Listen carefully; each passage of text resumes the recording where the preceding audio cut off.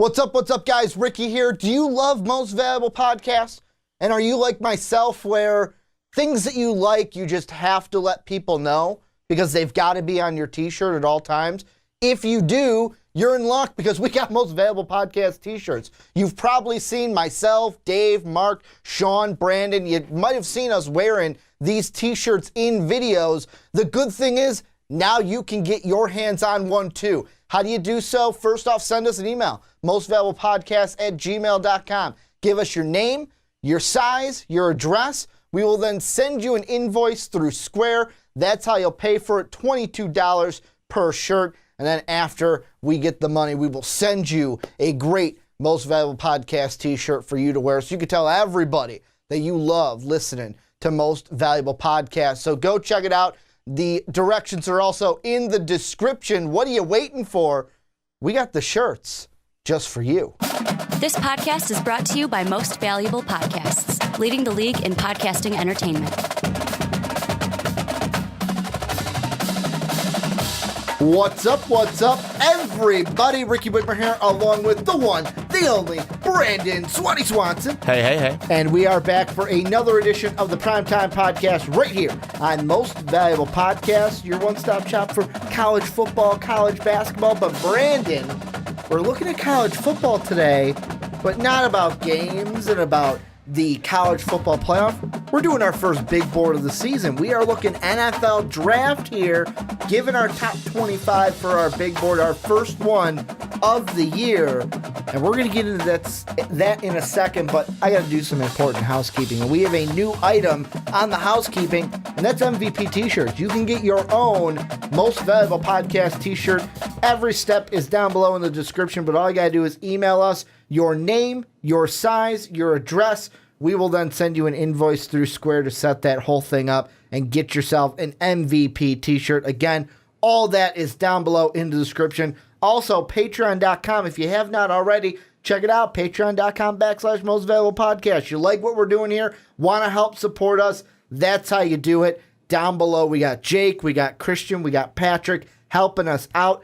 Thank you to you guys. Need some more support, though. Check out Patreon down below. And then also the last thing, I say it every week, if you're on iTunes or you have an iTunes, please go and give us a 5-star rating for the Primetime Podcast, but also do the same for the Onside Kick, Rick and Johnny Podcast, and the Fast Break. It would really help us out, and we'd be really appreciative if you would go ahead and do that and give us that 5-star rating. But Brandon, housekeeping is out of the way. It is now time for our first ever big board for the Primetime Podcast and really Most Valuable Podcast. We are breaking history here on Most Valuable Podcast with our first ever big board. So how we're gonna do it overall?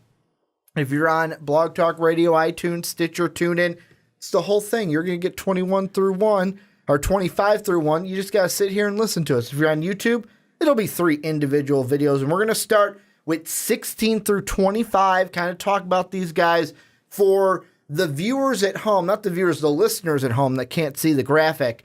Brandon, I'll let you go first. How about you run us through your 16 through 25 for the 2018 Big Board 1.0? Do you want me to start at 25 and go to 16, or 16 to go to 25? Whatever you want. You 25 to go to 16. I think it makes more sense. 25 to 16. So starting at 25, I've got Harold Landry, linebacker from Boston College. Then at 24, I've got Mason Rudolph, quarterback, Oklahoma State. 23, Denzel Ward, cornerback of Ohio State. At 22, I've got Connor Williams, offensive lineman at Texas. At 21, Christian Wilkins, defensive lineman, Clemson. At 20, Joshua Jackson, cornerback, Iowa. At 19, Clellan Ferrell, defensive end, Clemson. At 18, Mike McGlinchey, offensive tackle, Notre Dame. At 17, Deron Payne, D-tackle, Alabama. And at 16, the fun name, Chukwuma Okafor, offensive tackle, Western Michigan.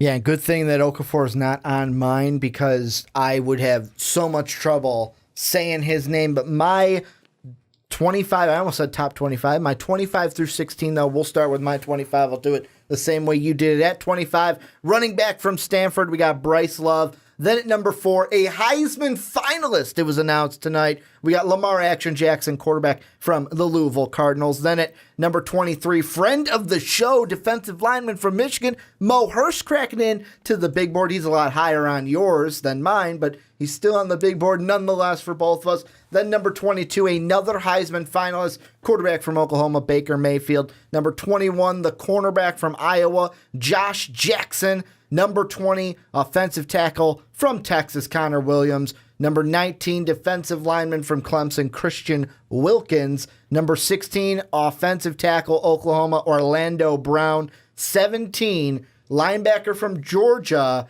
Roquan Smith. And then at 16, the cornerback from Ohio State, or the Ohio State, we got Denzel Ward. So we're going to kind of look through some of these guys, talk about a few of them. We got some of them lined up, but Brandon, I'm going to kick it to you. One guy you wanted to talk about. This guy is a lot higher on my big board than he is on your big board. Number 25, the linebacker defensive end hybrid from Boston College, Harold Landry.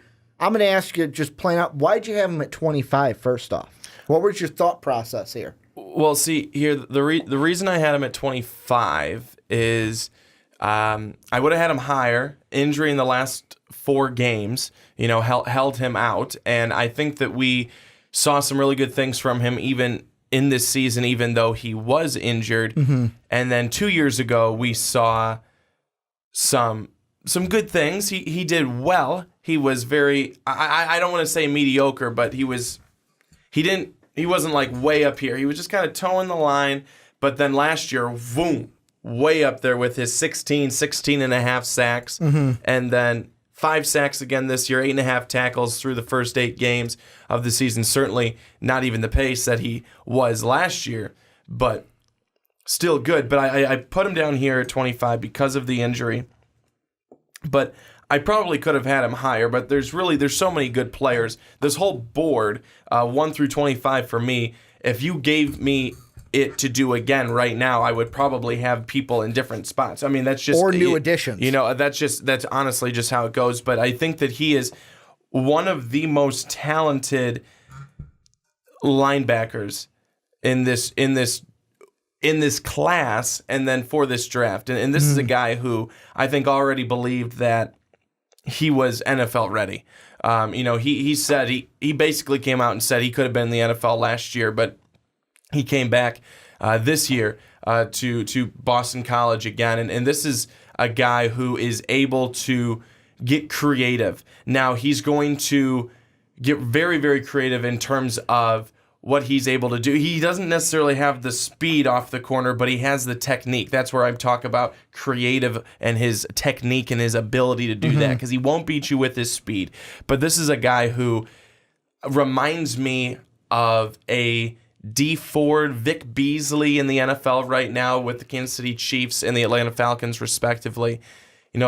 Some guys who have had some success. Mm-hmm.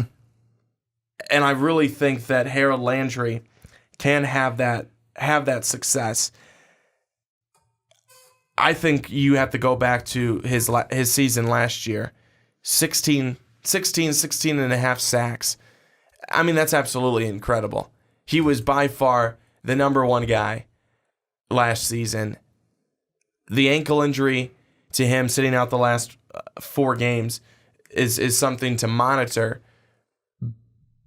But you can't forget about the overall, body of work that he's really put in his time at Boston College and his time in college. He's done just a great job. He's a talented guy and someone who I think will bring a lot in terms of what he can bring with his strength, with his ability, with his technique, and being able to do all of that. He'll be able to bring a lot to a club. The big thing I love about Harold Landry, and I'm not going to reveal where I have him, just know that he's higher on my big board than he is Brandon's, but the thing I love most about Harold Landry is his versatility, and that is being able to, in a 3-4 defense, he can play outside linebacker, Or it's like, great, I have a 4-3 defense. He can play defensive end. And because he has that, like you said, he's not a guy that's raw talent. I've got that raw speed in the outside. I'm going to beat you. Because he's more of a technical guy, has the technique. I feel like any single coordinator in the draft, any team could look at him and go, do we got the personnel to bring the best out of him? Do we basically have the personnel defensively to bring out his junior season, the 22 tackles for loss, the 16.5 sacks in that season? Do we have that? The only thing that I think will knock him and why I feel like if he didn't have the ankle injury, 25 would be criminally low. But because of the ankle injury, it was even one when I was ranking these, where I looked at it and I went, how's that ankle going to affect a guy who's basically coming off the edge? And you can have the best technique in the world, but if that ankle isn't as strong as you want it to be, that's going to affect you in some way coming off if you have to favor one foot basically more so than the other one. So that's going to be the big question to me as we go through on Harold Landry is he's a versatile guy. He has the technique, but how's that ankle holding up? How's that injury doing? And if we have lingering questions about that, that's the one thing that could make him fall. Yeah, that's the thing that did it for me is that he was injured these last 4 games, still injured right now. Yeah. And I think it's different.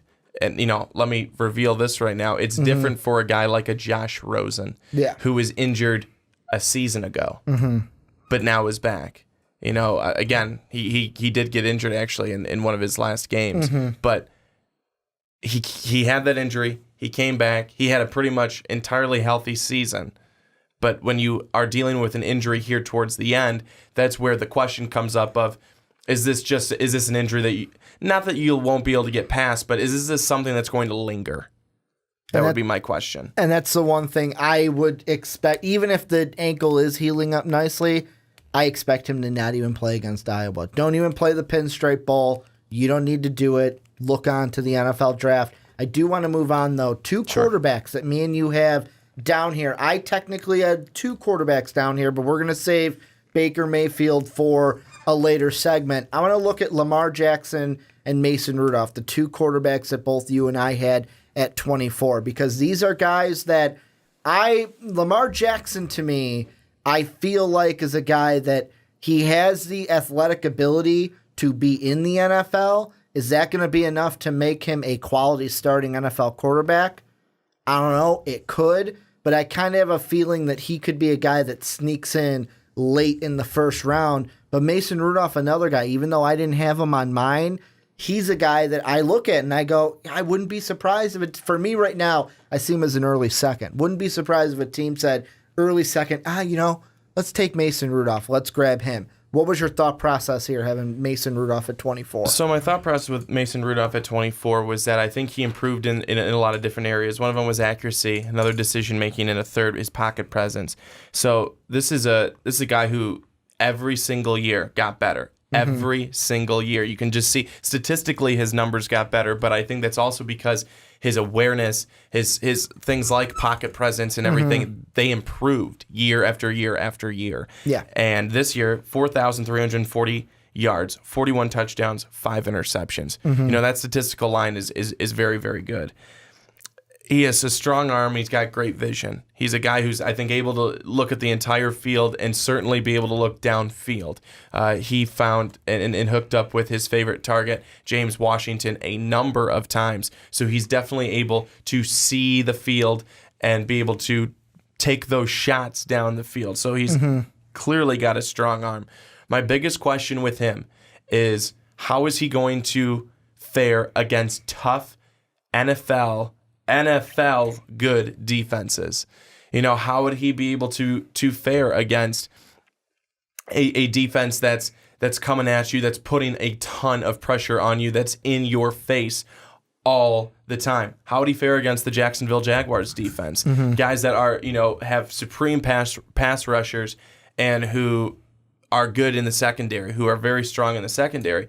That would be my question, is because when, historically, what we've known is that the Big 12 is not known for their defensive play.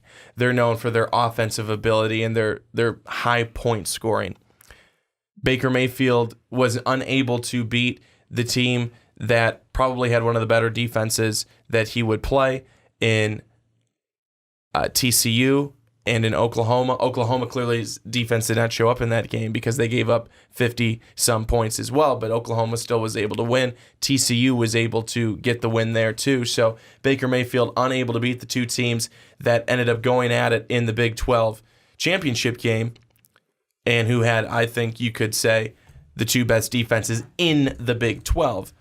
But again, that's just that would be my question. Mm-hmm. It's not that he can't, but that would be my question for me with Baker Mayfield. But I think that with Mason Rudolph, he has come a long ways from when he started off at Oklahoma State to where he's at now and how he finished. This is a guy who I think has a lot of talent, is just the NFL style quarterback that you would want. Now let me quickly touch on Lamar Jackson. Okay. Extremely talented, has the tools to be a quarterback in the NFL. But here's my thing is that, notice I didn't say a starting quarterback in the NFL, because we saw with RG3, I think that they're similar. Because they have the similar styles. The run a lot, can run for 100 yards. But don't slide. Could pass for 250, 300 yards. And certainly in college. And RG3 did a lot of those same things in the NFL. The RG3, I don't want to say it, but I'll say it, project worked for a couple of years. Where's he at now? We're not seeing him. He's not a starting quarterback in the NFL. And am I saying that that's exactly how Lamar Jackson's going to fare? Absolutely not. But is that how quarterbacks of that style have seemed to fare? It seems like it has been a trend, minus Russell Wilson. But Russell Wilson, I still don't think is to that level. Mm-hmm. He's a little lesser, not in talent-wise, but in terms of being both. He's more of a passing quarterback, and he'll run a little bit.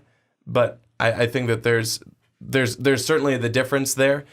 But Lamar Jackson, again, very talented, but to be a starting quarterback in the NFL, I don't know, and that's why I don't have him on my first draft board. I've got two things that are for each quarterback that is, both of them I feel like could make the jump into the NFL, obviously. That's why I have Lamar Jackson on my big board, and I even said Mason Rudolph would be a second-round pick for me. The two questions I have about both. First with Mason Rudolph. My biggest question for him is that the Oklahoma State Cowboys come from they're an air raid offense.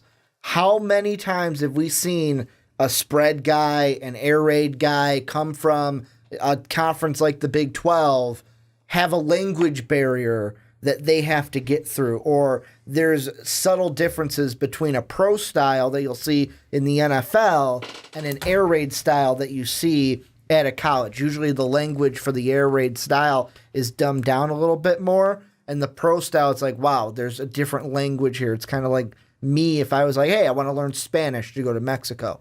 That's how it is. It's learning a brand new language for the offense.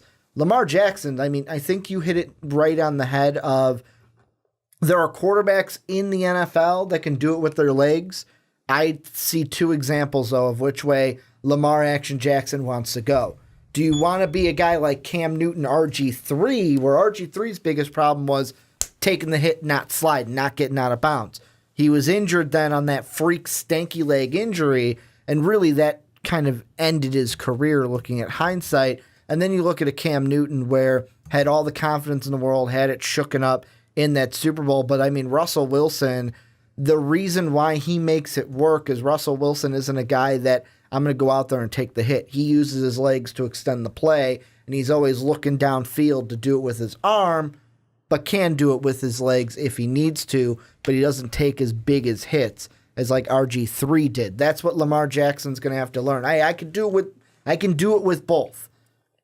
But if I do it with my legs, I necessarily don't have to get hit every single time. The good thing I like between these quarterbacks, though, low interception numbers. Yeah. Mason Rudolph this year, 9. That ties a career high for him. And Lamar Action Jackson had a career high of 9 last year, had even less this year, had 6 INTs thrown this year. And if I'm a coach, I can look at that and go, hey, I can work with that. Guys that don't turn over the ball and have over 60% completion percentage, I can do that. Guy I want to wrap up this group with is a guy we both had. You had him lower than I. However, there are questions. Denzel Ward, Ohio State. What are you thinking about the cornerback? Well, I think he's an athletic and he's a quick cornerback. He's got the ability to maintain tight coverage. So he's also a guy who doesn't have a lot of bulk.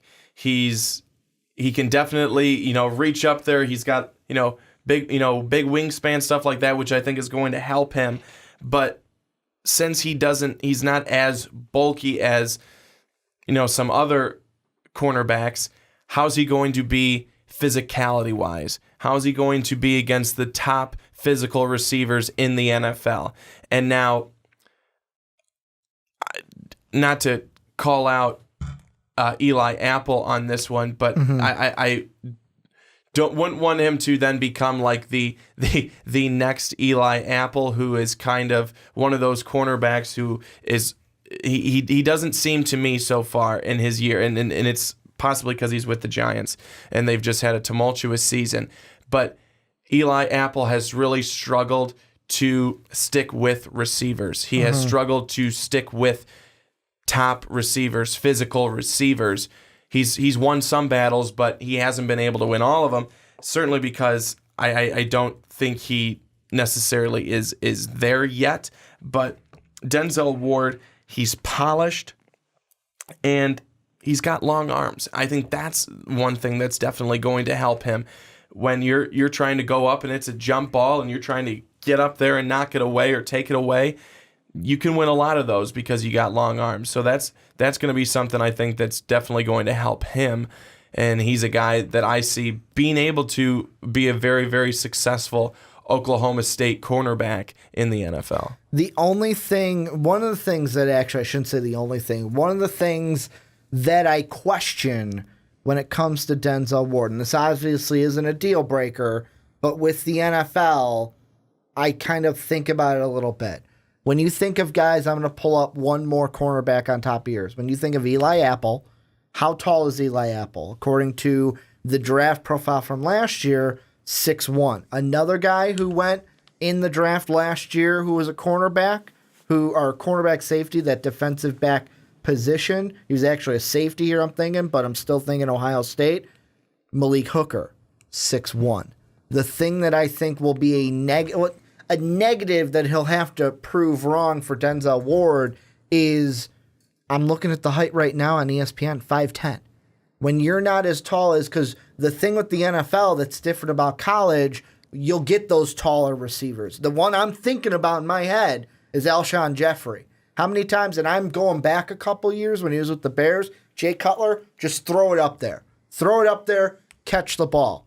Well, if Denzel Ward is on you, then I'm just going to moss you all day. I'm going to jump over you and take the ball from you. That's the thing. The long arms will help, but how much will the 5'10" height hurt? And it'll have to be, okay, where are we matching him up? And is he going to be more of a slot guy? Well, I think that's where the thing that hurts the most for him is the bulk. I'm not saying that he can't be physical, but I'm saying that you got to have that bigger body to be able to push some of these bigger guys around. Because what's the theme? What's the trend in the NFL right now? They want their 6'5" receivers. They want their 6'4", 6'6" receivers. And when you're going, not saying that a 5'10" guy can't be able to hang with them, because a 5'10" guy can be scrappy, absolutely. But you've got to be able to know that you've got to then know what you've got to play with. You've got the longer arms, so you have that. Or, how are you going to get creative in terms of, to make up for that? I don't want to say lack of physicality. I want to say the lack of bulk. And the good thing is he does have the thing that you can't, like height, and not really height, you can't really grow a guy, but the frame and the bulk, you can go in the weight room and work up those muscles, build up that bulk. The thing you can't change is what he's got, and that's ball skills and instincts and coverage. Because, I mean, just looking at the stats, yeah, he's not a guy that's going to rack up a ton of interceptions, only had 2 this year, but he's had 15 pass deflections. Now, the one thing I will say, and this is kind of a good with the bad yin and a yang here, is, yeah, he had 15 pass deflections, but 5 of those came in the team's first game against Indiana.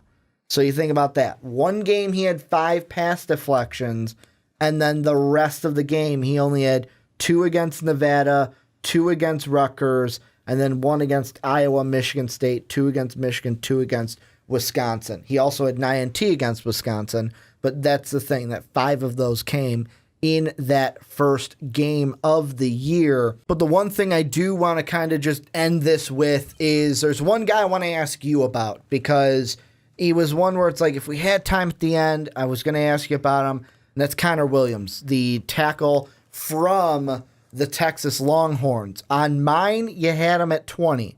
On yours, he's at 22. A guy that missed, I want to say, 7 or 8 games? I think due 7. to an MCL and a PCL strain in his left knee, played the last 2 games, won't play the bowl game. How do you think that affects Connor Williams coming into the NFL draft this year, being on the offensive line? Well, I can say that the interesting thing is that Connor Williams is a guy who's often rated as the top offensive tackle in the country in college football. So for him to have this injury, that makes it really interesting. His athleticism, his strength, and his film from previous years is what I think that he's going to have to try and rely on to have a high draft position going into this year's next year's, technically, upcoming draft in April. But I'll tell you what, Ricky, is that injury would worry me. It would worry me. You can have a guy who's got the talent, who's got the skills, but if I'm a general manager, if I'm an owner, if I'm a coach, I need to know that this guy is going to be playing for me more games than he's going to be sitting because of an injury. Because that's number one. Because you're making an investment. Yeah, as much as the player, obviously they don't necessarily have a complete choice. I mean, if the Cleveland Browns want you, most likely you're going to the Cleveland Browns. But you're making a big investment in this player if you're an organization. And we have seen how it has hurt organizations who do not draft well, who draft someone who may be a bust. And again, you do not know if they're going to be a bust or not. You can't. If people knew that Jamarcus Russell was going to be a bust, they would have never tried to draft him. But it's not just about being a bust. It's about going for somebody who you know has a ton of talent, but they have injuries year after year after year, and that sets back a franchise. It really does. So I think that that's where you need to know, and you need to talk to the doctors, and you need to talk to the player and say, are you healthy? Are you healthy? And I think that's number one, because everything else after that, he does have the skills. He does have he's just an athletic guy. When he was in there for Texas, he made them better. I mean, they knew it. They knew it. You could see it. You could see it in the stats. You could see it in the game. You could see it on TV. But when he was not, you could see that too, how much they were hurting off that side. So I think that Connor Williams, if he is healthy, he's going to be a good draft pick. Well, and just to let everyone know, if we go back to the last NFL draft, we had a mock draft that both you and I came up with the draft, but we talked about it, had him at number 12 overall. So a 12th overall pick preseason now because of and the knee's a tricky thing, especially when you get MCLs, PCLs. Thank God it wasn't a pull or a tear.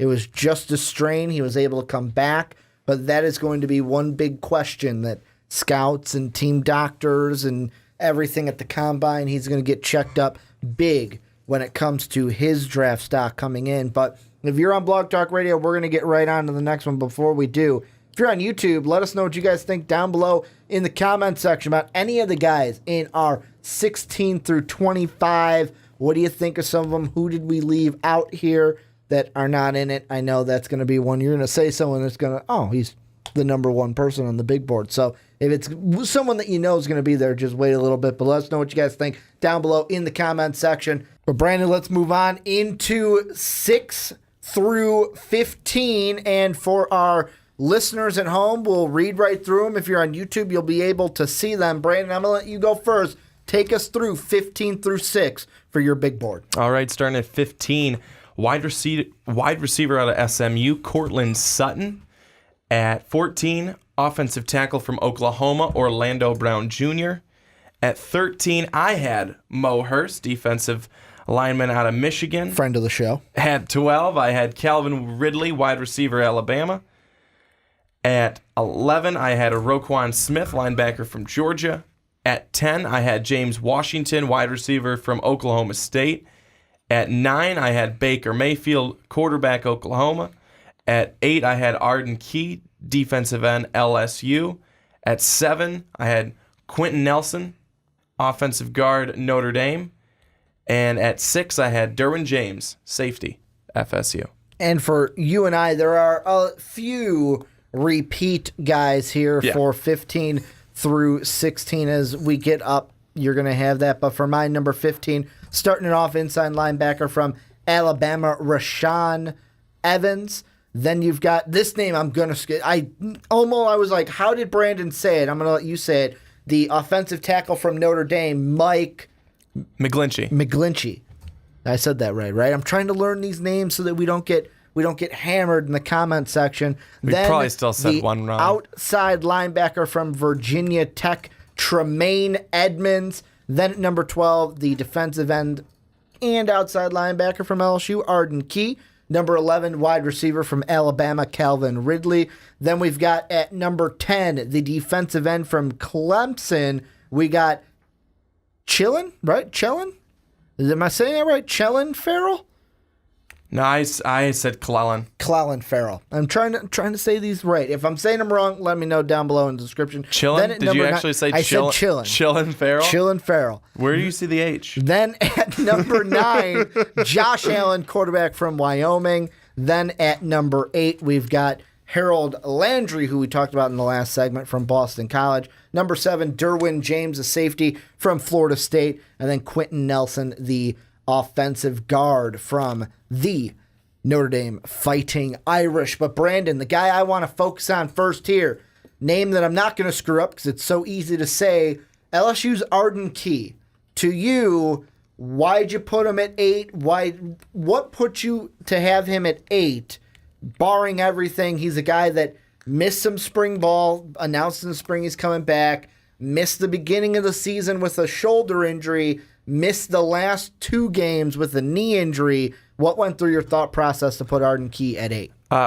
Well, I think that he's outside of the injuries, which it's something that's holding him down because if he didn't have the injuries and multiple injuries, I probably would have had him up in the top 5. I mean, I think that he's that good. He brings a whole lot to a defense. He's a physical force. I mean, the guy is really, really, really good. And I say that because it's his physicality. To me, it's his physicality that he's able to bring to a team, to a squad. And it's the energy. It's physicality and energy for me with Arden Key. There's a lot of good things there, and those are just 2 of them. Yeah, well, to me, I look back, and I said to you before we started today, there was a segment that we had, and this was all the way back 5 months ago. I don't remember why you missed, but there was a time where you missed. I did the podcast on my own, and I discussed the topic of, will Arden Key be the best defensive player in this draft field? That question is answered. No, he is not. There are a few defensive guys that both you and I have ahead of Arden Key, but to me, it all comes down to, does he have the skills to be a phenomenal pass rusher for an NFL team? Yes, he does. However, I look at the injuries, and to me, I looked at it because you could say, well, Ricky, Harold Landry has a ankle injury that you talked about in the last segment, yet you don't have him that low. You have him at 8. You have Arden Key all the way at 12.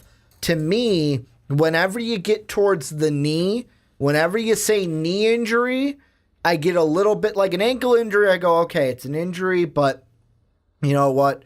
We can get through that. A knee injury, though, especially with how much with football, especially driving, you need your knees. And once you injure the knee once, depending on what you do, re-injury is high in some cases. That's the thing that scares me right now. And it's not quite of a Connor Williams discussion of, wow, you sprained your MCL and your PCL. But still, it's like, okay, you banged up your shoulder, you banged up your knee. I'm going to have some injury questions for you when we get to the NFL Combine. Yeah, I think that those are definitely things that you need to look at. And as I said before, if you went back and watch those where I talked about the injuries and how me personally, if I'm a general manager, a coach, an owner, I'm asking those questions and I'm finding out, is this player healthy? Are they going to be healthy? Is this something that's really going to hold them back? And not necessarily be a career ender, not at all. Yeah. But is this going to be a definite career effector? Where they're just not going to be able to play as well at the level. Are they ever going to be able to play 100%, basically? And those are things that I would need to look at. And if the answer is yes, after finding out, talking to doctors, talking to the players, I said before, then okay, we can move on. But I think another thing is that Key had that pinky finger problem, to end the season where he missed the last 2 games. Those are all things that kind of add up. So those are his weaknesses. Injuries, I think, are his weaknesses. But his ability to shed blockers and really get around the edge, I think those are sometimes next to none. And I know, obviously, people are going, well, certainly it's next to somebody because you have other people ahead of him or very close to him that you've talked highly of. So that's true. But when you've seen some of his games, when he is healthy, when you look at when he had 11 sacks in a season and he was healthy, you go, wow, this guy is good. He's freakishly good. And those are the things that have him at number 8 for me, and why I think that a lot of teams will be looking at him high or higher on a board, even due to those injuries, because that freakish talent is there.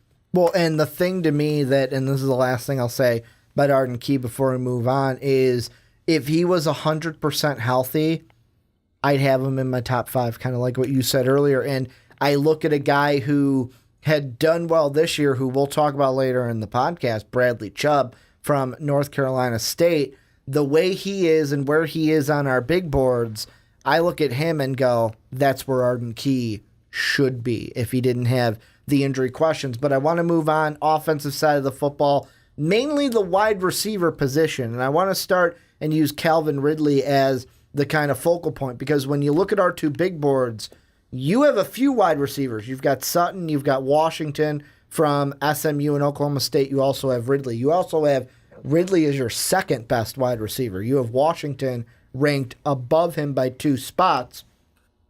I want to ask you this first. What went into that process to put James Washington at 10, Calvin Ridley at 12? The reason that I did that is if you take a look at it, each game, and again, I know that it's different. It's different conferences and everything like that. But when you different look offensive systems too, exactly. But when you look at it, both guys are speedsters and burners and are big play guys. But when you look at it too, James Washington, he's got a lot of games where he's got 6, 5, 6, 9, 6, 7, 7, 8, 8 in receptions. And he's got a ton of games where he's got over 100 yards, some games over 200 yards, and lots of touchdowns. 12 touchdowns on the season this year, with 20.6 being yards per reception. Looking at Calvin Ridley's, I still think he's a good wide receiver. I think he's a good talent. But I think that Calvin Ridley is maybe not quite at the level where Washington was. And when I talked earlier, too, in the last segment that we did, I talked about how the new theme for the NFL seems to be going towards that 6'5", 6'6" kind of guy. And correct me if I'm wrong, but I believe James Washington is that 6'5" guy. James Washington, I'm looking. Excuse me. He's not. He's 6'1". He's 6 foot. So excuse me. He's 6'1". Okay. So that's completely wrong on my end. I was completely thinking that he was 6'5". But then he's the same height as Calvin Ridley too. But I just see him as I don't know what the hell I was thinking. I really thought he was 6'5". But I just think that he's a guy that was used more of. His volume was there more. Whereas Ridley, there was a lot of 3, 4, 3, 2.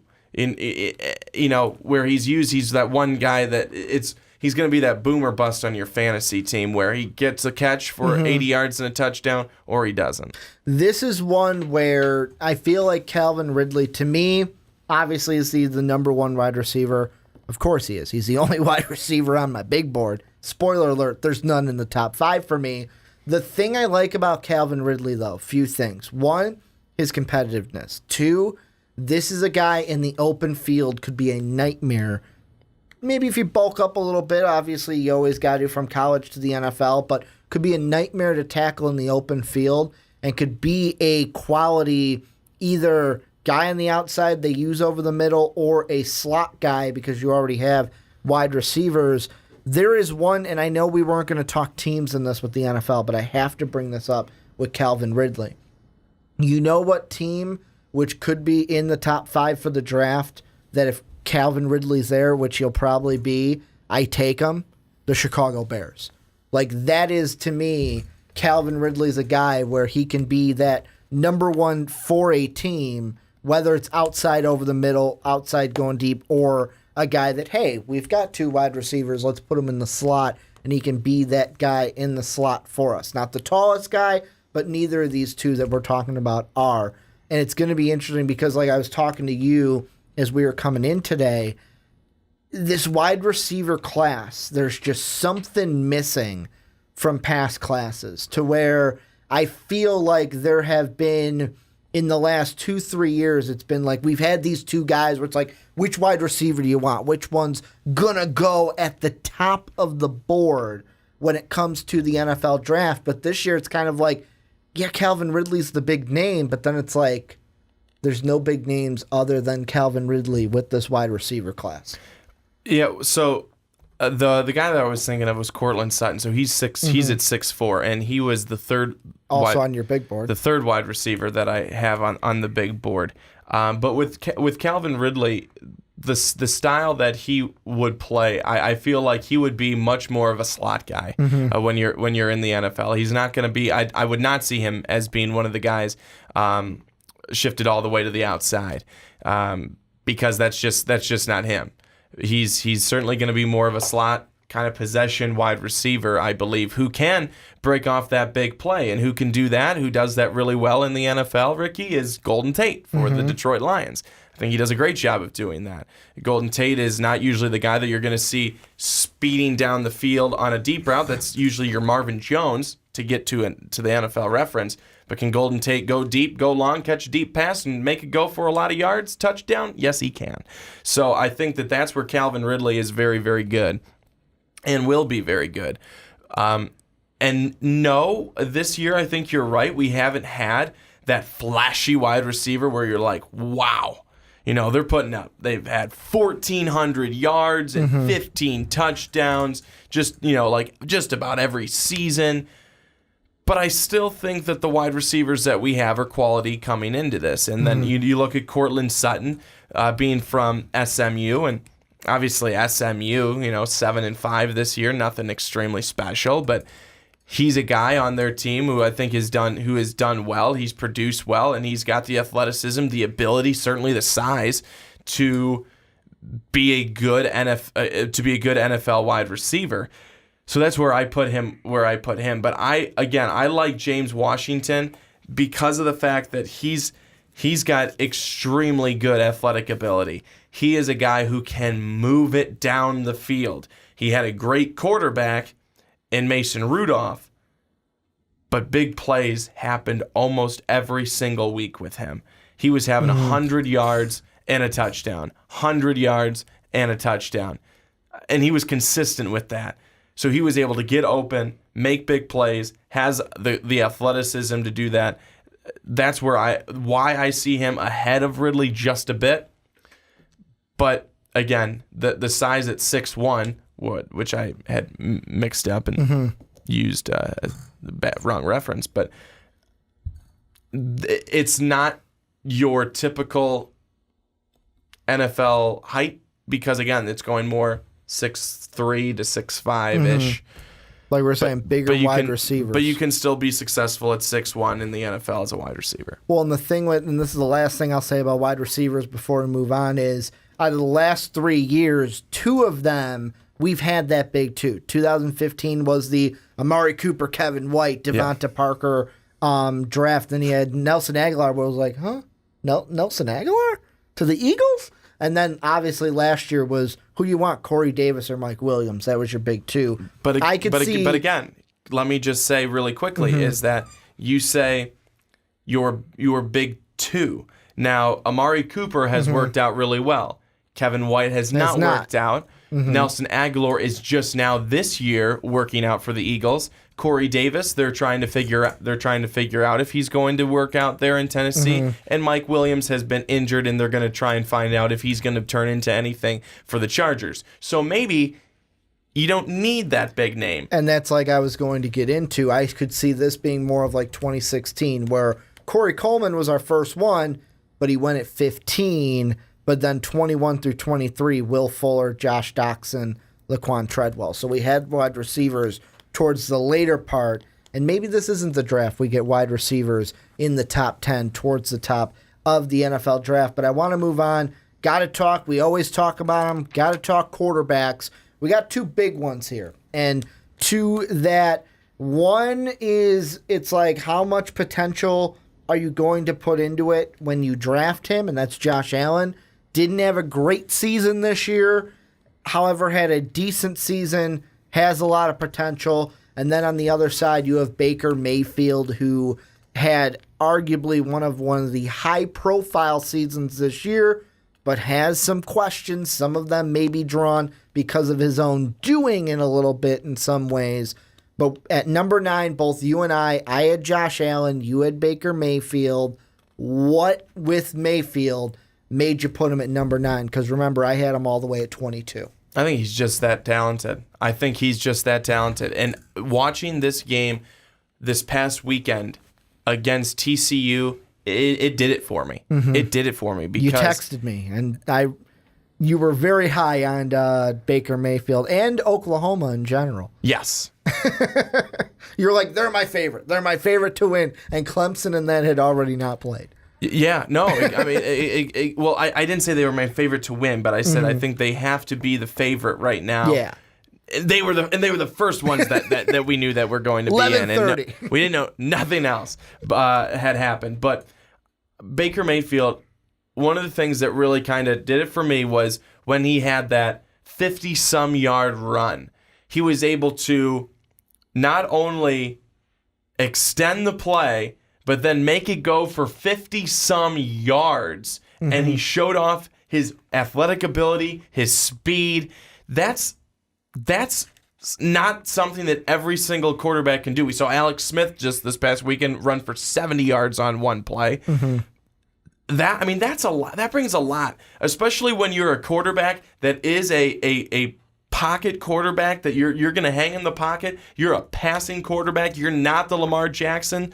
You're not the RG3, and you're able to go and do that when need be. He's just got the skills. He's got the talent. I know coming into this season, after everything that Oklahoma lost, you and I sat here. We talked about them, and I know I certainly said something probably along the lines of, I don't know if Oklahoma is going to be as good. Certainly, I didn't think they were going to be as good because I thought Oklahoma State was going to beat them and actually go undefeated. That was funny. But I think that Baker Mayfield made everyone else around him better. Everyone else around him better. It helped the running game with Oklahoma. they were really good with the running game this season. I think that's partially because of Baker Mayfield, because of how good he is at the quarterback position. He made his wide receivers around him better. He turned Mark Andrews into a great tight end. Not to say that Mark Andrews wasn't already, but I mean, they developed a great rapport, and now Andrews, I think, is probably on some people's draft boards that wasn't there before. It's certainly not first round, I don't think. But that's why I like Baker Mayfield the most at this point. And when I say the most, we haven't gotten to our top yet. But that's why I like him at this point in the draft. That's why I like him better than a Lamar Jackson. I just think Baker Mayfield has the skills, he has the athleticism, he has, honestly, he has the vision, the arm, everything I think like that comes with Baker Mayfield. If people want to say, how's he going to be off the field, again, something else you have to look into, something else you have to make sure that he is going to be focused on football, which I do believe that he would be. But to me, he's got it. He's got it all. Well, and for me, I'm on the other side of it. I have Josh Allen up here, and the thing with Josh Allen, the reason why I have him, because I was flipping on Josh Allen. I originally had him at 11, and I was like, you know what, I'm going to have him just out of the top 10. Then I was like, yeah, you know what, I'm going to have him just in the top 10 at 9. And the reason being is when it comes to Josh Allen, yes, he's a quarterback that can sling it, and he's super raw. Like, he's not a guy that, he's not going to be like Darnold and Rosen, especially a guy like Rosen is what I look at. Because Rosen right now could step into the NFL, be your starting quarterback day one, and you're fine with that. Like, Darnold, there's still some questions of, like, should he stay another year in college? Yes, his ceiling is higher, but do you have the coaching staff to get him there? Baker Mayfield, that's the question. But Josh Allen, it's just, he's a lump of clay to me. And can you mold him into what you want? And I mean, when you look at the numbers for Josh Allen, they're not there. I mean, with this year, under 60% completion, he had half as many yards as he did last year. Now, he did play 4 less games. He did have an injury this year where he had a sprained AC joint in his shoulder. He's hoping to come back for the Idaho Potato Bowl, where part of me is just going, sit out. Just sit out that game. Like, it doesn't mean anything for you to play that game. However, there is that little voice in the back of my head that's like, no, if you play that game and play well, it could help your draft stock. But I think shoulder injury, you missed the last 2. Just sit out, show us what you got in pro days and at the combine. And I feel like some NFL team is going to take a stab at Allen. And I mean, when I look at it, I almost compare it to, the numbers are obviously a lot different, but I think back to Aaron Rodgers when he came out. And the reason why is Aaron Rodgers was a guy, everyone had questions about Aaron Rodgers. Fundamentals. Like, I'm reading stuff here on old scouting reports, and there's one here that at the top goes, you start questioning everything from where you worked out to how hard you worked to the people you hung around with, and leaving college. It's very humbling. You can use that with Baker Mayfield as well. It's just funny where these guys will end up. A guy like Baker Mayfield, he could step into, I kind of agree with Rick Neuheisel. He could step into a job like Cleveland and have the attitude to say, I'm going to turn around the Cleveland Browns. Do I necessarily think he'll do that? No. But he could do that. Where Josh Allen's a guy where it's like, you know what? Go to the New York Giants. Go to a Pittsburgh Steelers. Go to a team that has a quarterback that is maybe 3 years out like Brett Favre was, and develop within those 3 years and then step into that starting job. So that's really the yin and yang with it. Baker Mayfield could step in day one. Josh Allen, I think, needs to work with the NFL coaching to get up there. Last guy I want to mention very briefly. I want to mention Josh Allen. I am not impressed with him. I'm not. I think that his 2016 season with Wyoming, that was great. I mean, it was a really good season. The 28 touchdowns, the 15 interceptions. He showed us a whole lot. But this past year, I mean, he couldn't even get to 2,000 yards. I know there were some injuries. He missed a couple of games.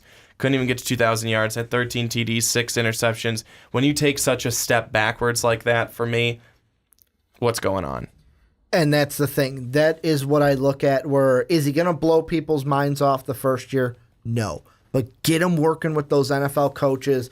Get him working with NFL talent, because there's a difference between, I'm going to compare it to Carson Wentz. There's a difference between Wentz and Josh Allen, both coming from the lower side, the FCS schools of, you know what, this is what it is, where Carson Wentz, he's out there, he makes everyone else better.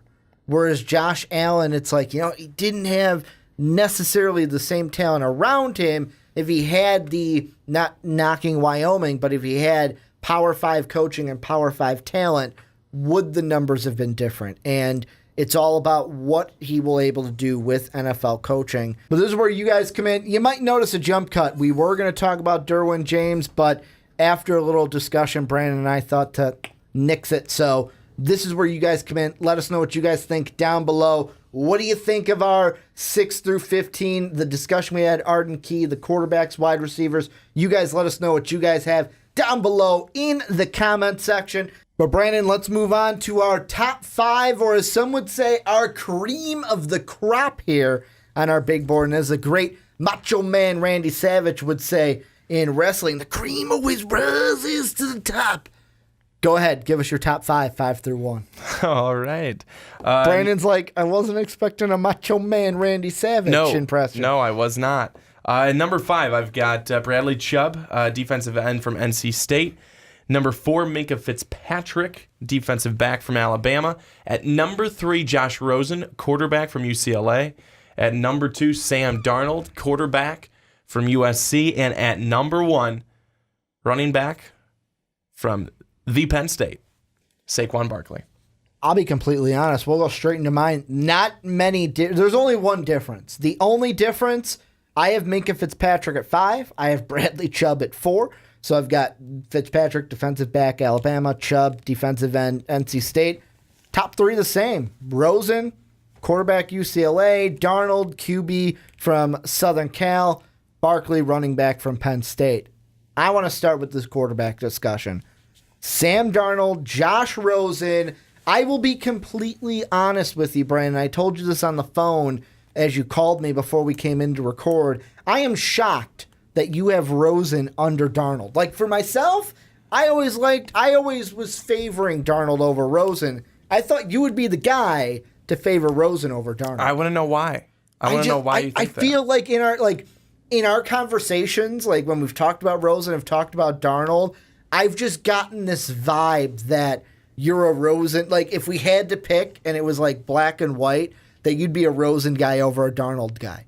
Just from our conversations and speaking about Rosen and Darnold. But tell me why you have Rosen over Darnold, because obviously I know why I have Rosen over. Why I have Darnold over Rosen. That's what I meant to say. So, for Sam Darnold, after last year, we thought he was the second coming of Christ and that he was going to be just absolutely lights out. You're telling me he's not? Surprise.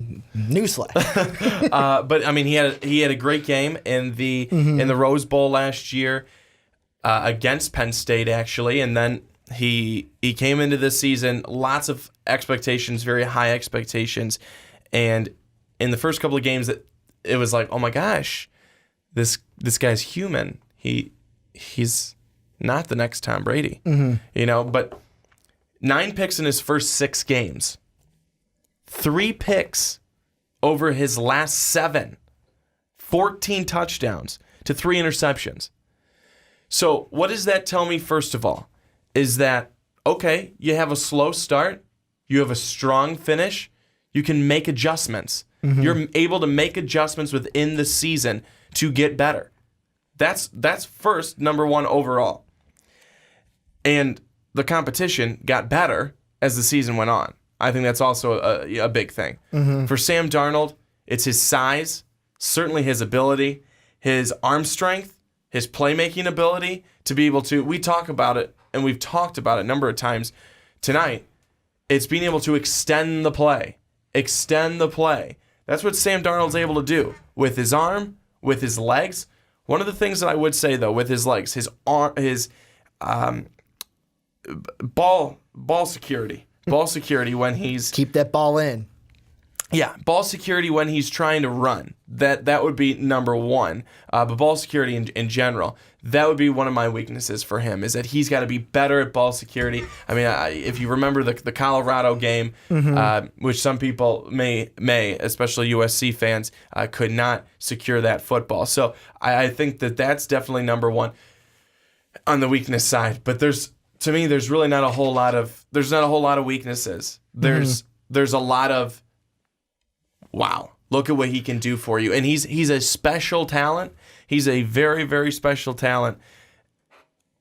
And Sam Darnold, I mean, we've seen it. We've seen it. I mean, going all the way back to when Max Brown was benched and Sam Darnold was inserted into the starting lineup as the starting quarterback after the Alabama game, and everything just seemed to go right for Sam Darnold. He just seemed to be a true leader, a guy who was able to lead a team, and guys got better around him, and he made guys better, and he was able to, play with Juju Smith-Schuster, and now Juju's in the NFL trying to find his bike, and I thought he did find his bike. He finally did, but for a while he was looking for it. But Darnold is that type of guy who's going to make everybody around him better. And when you do that, you remind me of very good quarterbacks in the NFL, because the quarterbacks in the NFL, what do? They make the guys around them that much better.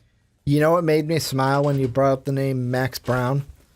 A year ago, when we were talking 2016 season, I still remember, and I had to look them up for the exact titles, we had 2 topics on Max Brown. One of them is Max Brown, the quarterback to bring USC back to the top. Yeah. It's Sam Darnold. Number 2 but here's the thing, though. Was USC Alabama going to be Max Brown's coming out party? It was not.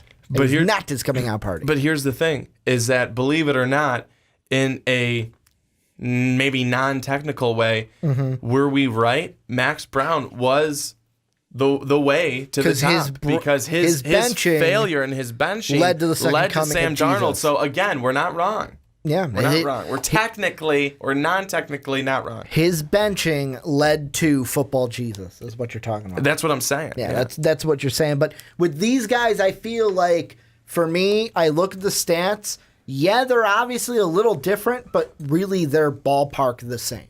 You look at these two statistically, they're both in the same ballpark. The thing that I think of between these two that makes it easy, and this is the reason why I have Darnold over Rosen also, is Darnold has the higher ceiling, Rosen has the higher floor. If you're an NFL team and you're thinking about just this next upcoming year, if you're saying, Ricky, the apocalypse happens after the next Super Bowl, you only get 1 year with either of these quarterbacks, I will pick Josh Rosen all day, every day. But if you're saying to me, Ricky, the apocalypse ain't going to happen, nothing's going to happen, you're going to have this guy for as many years as you want, I'll take Sam Darnold because of where his ceiling is. His ceiling and his potential are a lot higher than a Josh Rosen. That's why I would take Darnold. Now, am I in the camp that Darnold should probably stay in school? Yes, I am. It would help him, and then he wouldn't have to play for the Cleveland Browns. That's what I'm thinking. But if he did come out, to me, he'd be the top quarterback easily over Josh Rosen. And that's not a knock at Josh Rosen whatsoever. It's just, hey, Josh Rosen's here, Darnold's here, but by the end of their career, they could be here. And Darnold could be above Rosen when they get to the end of it. Yeah, and I think that when you bring up Josh Rosen to now go into him, again, he's a physical talent with a strong arm. He can pretty much make any throw you need him to make with his arm. I mean, all we have to do, I think, is go back to the first game of the season past year against Texas A&M, and what he was able to do. Certainly didn't start off well in that game, but come back. But he came back, he got things together, he rallied the troops, and they came back and they beat Texas A&M. So there's two things in that. One, is he able to come back, and is he able to make some really, really good throws? Oh, yeah. I almost said yuck. Oh, heck yes, he is. Yuck. Yuck, he is. Heck yes. Heck all in yes one. is now yuck. Yuck. So We're going to make shirts that just say yuck with an exclamation point. But I think that's that's part of the point is he make the throws that he needs to make, but also he sometimes isn't as accurate as you would like him to be. Accuracy has at times been a thing that's kind of gotten away from him. But then again, my biggest thing is he had an injury, kept him out for a good part of a season last year. And then for the most part though, came back, bounced back, was pretty healthy this entire season. I think had an injury in one of his last games here, but this is a guy who bounced back from that injury rather quickly and rather well to have a pretty good season this year with UCLA in terms of himself, not necessarily for the team. Their best season, UCLA's best season, by the way, 8-5 with him, with Rosen there. With Rosen there, 8-5 season under Jim Mora, the former Jim Mora, who's no longer their coach. Well, let's move on away from the quarterbacks a little bit. I'll let you pick which one we mentioned first. I want to move into the two defensive players we got here. We got Minkah Fitzpatrick. I had him at 5. You have him at 4. Bradley Chubb. I had him at 4. You had him at 5. Really close here on the big board. Which one do you want to talk about first? So here, I'll take Minkah, and then I'll let you take Chubb. Works for me. For me. So Minkah Fitzpatrick. I mean, you talk about Do you only pick him because he's the Alabama guy and you like Alabama? Actually, yes. But actually, I'm going to cut you off really quick. Did you see what Shannon Sharp had today on Uninterrupted? No. On the desk, he had a thing of Tide with a toilet paper roll on top of it. And he said, Skip, roll Tide. Roll Tide. It's pretty funny. I had very to clever. I thought that you would get a kick out of that. But Minkah Fitzpatrick. Minkah Fitzpatrick, one of the things that I think is easily noticeable is that when Minkah Fitzpatrick is not on the field, he's not on the field. And the reason being is because Alabama's defense is not as tough. It's not as physical. So many of those defensive plays, they run through Minkah Fitzpatrick. I mean, he is quick. He is big. He is a guy who is physical. I mean, I can't say that enough. He is just really, really good at his position. And again, with as good of a defense as Alabama is, I mean, let's just say it. They're one of, if not the best defense in the country when healthy. And you take one guy away, you should still be able to, okay, we're good, we're fine. Yeah, they're good, they're fine, but like I said, when Minkah Fitzpatrick is not on that field, you can tell. You can tell.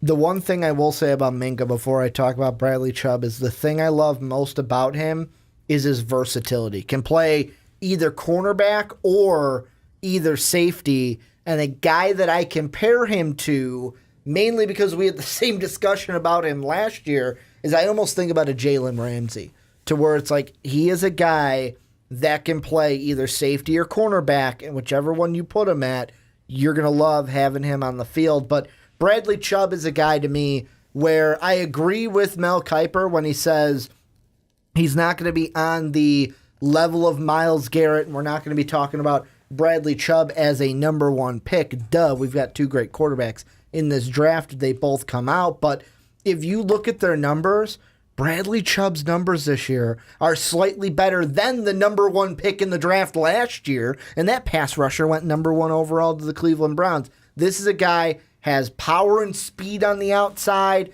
and guess what? We have not heard a wink of when it comes to this pass rusher. The word starts with an I, Brandon, ends with a Y. Injury. Have not talked about many injury with Bradley Chubb, and that is key. No Arden Key situation here. No Connor Williams situation here. I know Connor Williams is the offensive tackle, but injury we talked about today. Bradley Chubb to me. I know that with us, there might be people that say me and you both have him too high. I don't think we have him high enough almost. I think that if Darnold and Rosen aren't as on a pedestal as they are, and especially in my mind and just overall, I told you coming in, I almost put Bradley Chubb at number 3. I almost put him splitting up the 2 quarterbacks because that's how That's how dominant I think he can be in the right system in the NFL. He's a guy that can get off the edge quick, can get off the edge powerfully, and he's a guy that I know against Boston College he had a big one, but he's a guy that could become a strip sack artist in the NFL. Could be huge for whatever team in the top 5 wants him. I wanted to go back to Minkah Fitzpatrick for a minute. Go ahead. And I wanted to say that what I think is another positive with him is that, you know, he isn't a guy who's just, you know, now been contributing in his senior year, you know, things like that. He's a guy who's been there with Alabama since he was a freshman, and he's been a guy who's been making plays for this Alabama defense since he was a freshman. So I think that that's really good because he's got that experience. He's had that under his belt, and he's grown with that Alabama defense. Now, another thing with Minkah Fitzpatrick that people could possibly see as a negative is that Alabama doesn't usually make him play a lot of one-on-one defense. They don't put him on a, you know, Revis Island and say, okay, go one-on-one with this team's top wide receiver. He really hasn't had to do that. So is that something that NFL teams will look at and go, well, you know, he's been good, but you know, he can't be our top guy because he's not been able to do that. And will he be able to make that transition fairly seamlessly? That's a question, but I don't think it's one that is going to take long to be answered because I think that just with his talent, I mean, you talked about the versatility with him where he's able to play multiple positions on that defensive side of the football. Going one-on-one in defensive coverage, I don't think would shake the guy at all. Well, and the last thing I want to move into, the number 1 on our big board, unanimously between the two, Saquon Barkley, which is funny because today, before we started recording the podcast, Saquon Barkley, not a Heisman candidate. How can he not be a Heisman candidate, but he's number 1 on our big board? Well, I think that it's simple. Doesn't play quarterback? I'm answering this. No, because Bryce Love made it. I'm answering this question, your question, with not a straight answer. You have Lamar Jackson at low on your big board. I don't even have him on mine. He's a Heisman finalist. I will be honest. I am a Lamar Jackson lover. am fallen in love with Lamar Jackson ever since last year. I didn't even think he was going to be a Heisman finalist this year. So I had the bold prediction early on, before the season started, preseason, and my bold prediction was that when we were talking about actually who we talking about who we thought would be the Heisman. Yep, we did have a Heisman discussion, and I said my bold prediction would be that Lamar Jackson would be nowhere near the discussion. Joke's on me, he is, but. How is it that Saquon Barkley's not in it? I think because his team started to fall off after those back-to-back losses. They went away. The loss to Michigan State was tough. The loss to Ohio State was worse, and he wasn't putting up the same type of numbers. And now let me tell you, folks, is that obviously. Whoever is picking, the group that's picking the Heisman finalists, they stay up to watch the Pac-12 games. Yeah, because Stanford Bryce Love got in there, but he deserved to be. He certainly deserved to be. And it was obviously, you'll know this when you're watching this video, that it was Lamar Jackson, Baker Mayfield, and Bryce Love. Yeah. I think they all probably deserve to be there based on their stats. You know, you can't put, it's just like the playoff. There's probably about 6 guys who really deserve to be there, but you have 3 spots for it. Just like there's probably 8 teams who could be there, and you have 4. Well, let me ask you this. Why'd you put Saquon at number 1? Put Saquon at number 1 because I think overall, all around, he's the best player. He is the best player overall. He can be a running back, and he's got great vision. He's got great speed. And then he can line up as a wide receiver. And then he can be a kick returner. And then, hell, he can throw the freaking football. The guy, just call him Booby Miles. The guy can do it all. I mean, and he can do it all successfully. That's why I think that you talk about an all-around athlete. That's what Saquon Barkley is, and he's going to bring that to you. He's going to bring that to any team that goes and gets him. They can line him up at so many different positions. It's incredible. He's successful out of all of them.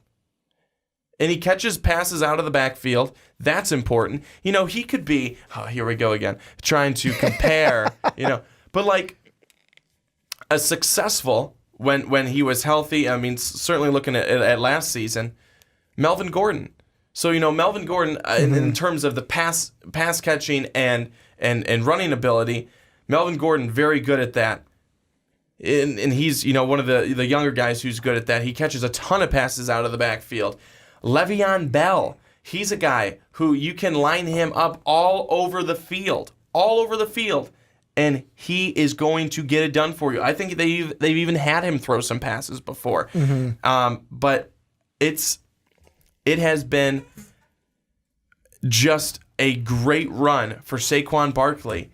Talk about a guy who's gotten better each and every year. Saquon Barkley has gotten better each and every year. You know what I find absolutely hilarious? And this is off the topic of Saquon really quick. What's that?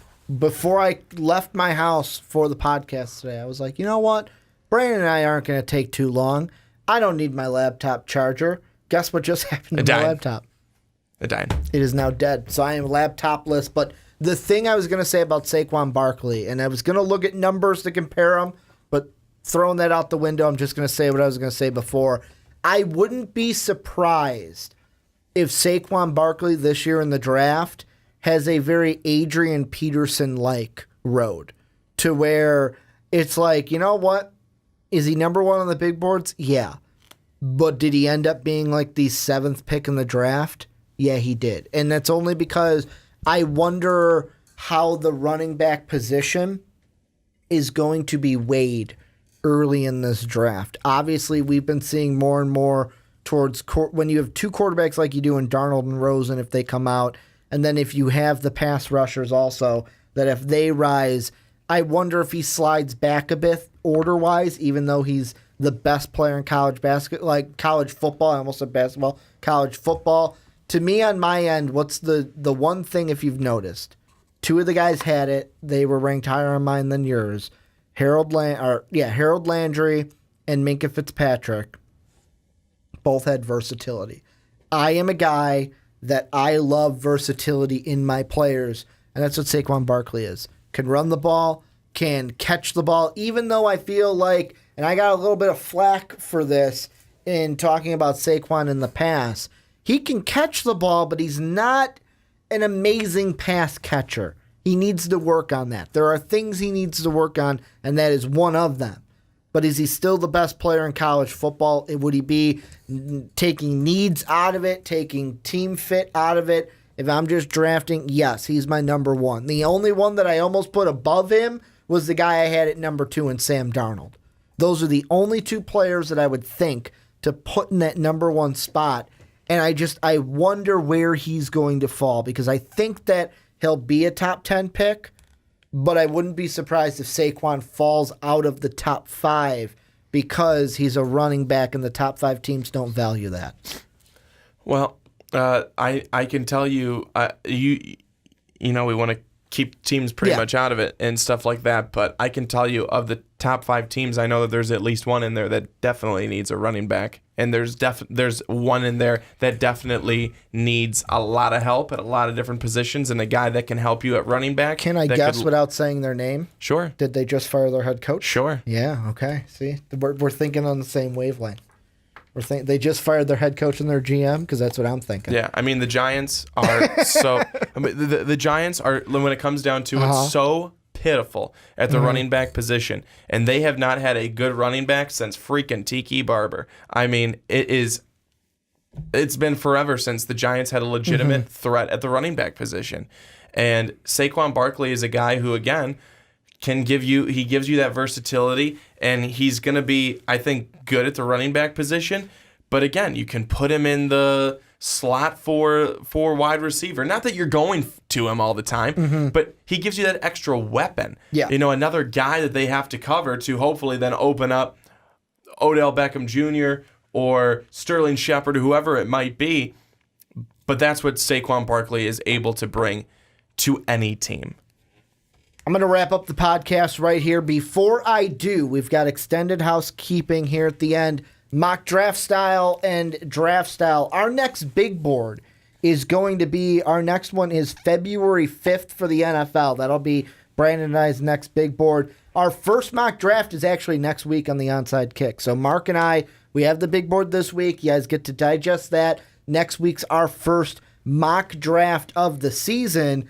The next actual big board for me and you between basketball and football, because we double dip here on the Primetime Podcast, I want to say that one is at the end of January. So around the January 30th date, right around the beginning of conference play. So actually, no, beginning of January will be like January 16th will be our first big board for college basketball. That's our next one. And then February will be football. We're entering. This is the beginning. I'm dubbing it. This is the beginning of draft season here on Most Valuable Podcast. Make sure to hit that subscribe button so you're all the way with us, all the way through it. Now the actual housekeeping. MVP t-shirts. You can buy those. They down below in the description how you can do that. We also have patreon.com. You love what we were doing today. Throw us $1 or $2. You get a podcast for doing so. And for $10, you can actually join a podcast. You want to talk draft stuff with us? Come on the podcast. Be a Patreon supporter like Christian, Patrick, and Jake do every single month. And then finally, if you're on YouTube, or if you're on iTunes, have an iTunes account, please give us that 5-star rating. It would mean the world to us. And if you could do it for us, the Onside Kick, the Fast Break, the Rick and Johnny podcast, that would be really cool. I want to thank Brandon, our first big board. It's all said and done. It was here. Now it is gone. Now they get to digest it and tell us what they think down below in the description. I want to thank you guys for either watching on YouTube and or listening on all podcast services around the globe. Thank you guys for listening, but as always, have a good day, everybody.